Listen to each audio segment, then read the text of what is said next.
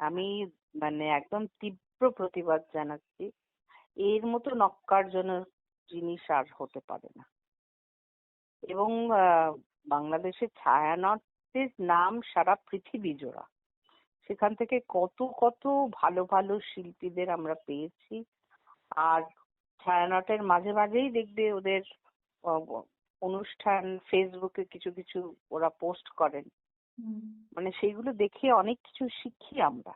হুম, এত চমৎকার ওদের মানে কি বলবো নিষ্ঠা, হুম, রুচি, এই নিয়ে ওরা অনুষ্ঠান করেন, গান শেখেন। প্রত্যেকটি ছেলে মেয়ে তৈরি হচ্ছে অপূর্ব ভাবে।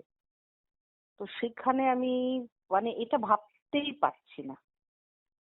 হুম। আমি শুধু এটাই মানে ভাবছি, মানে করছি যে ভাগ্যিস সঞ্জিদা খাতুন এটাকে দেখতে হয়নি ওনাকে। এটা তো অত্যন্ত মানে নিন্দনীয় ঘটনা। এটা খুব ভদ্র ভাষায় বললে এভাবে বলা যায়। ভেতরে যতটা ক্ষোভ, রাগ, দুঃখ, অসহায়তা একসাথে কাজ করছে সেটা সত্যি ভাষায় ব্যক্ত করা খুব ডিফিকাল্ট। ছায়ানটের একটা ঐতিহাসিক গুরুত্ব রয়েছে সব সময়ের জন্য, বিশেষত সঞ্জিদা খাতুনের ছবি এবং সেই সঙ্গে লালন সাঁইয়ের ছবি প্রত্যেকটাকে কেটে ছিঁড়ে উপড়ে ফেলে তবলা, খোল, তারপরে হারমোনিয়াম ওইভাবে মানে ভেঙে আগুন লাগিয়ে মানে আমি জানি না মানে আমার মনে হয় যে ঐতিহ্যগুলোকে নষ্ট করার জন্য যেভাবে উঠে পড়ে লাগা হয়েছে, সেখানে ছায়ানটকে ঘিরে আমাদের মানে আমরা তো এদেশে থাকি, কিন্তু তা সত্ত্বেও ছায়ানটের বহু অনুষ্ঠানে প্রেজেন্ট থাকা, ছায়ানট সম্পর্কে জানা, সঞ্জিদা খাতুনের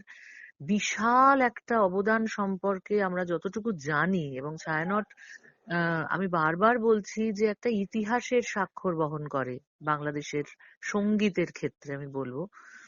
তো সেখানে এরকম একটা দুর্বিষহ ঘটনা, এটা সত্যি মেনে নেওয়ার মতন নয়। কিন্তু প্রতিবাদ একা তো ওভাবে করা যায় না হয়তো।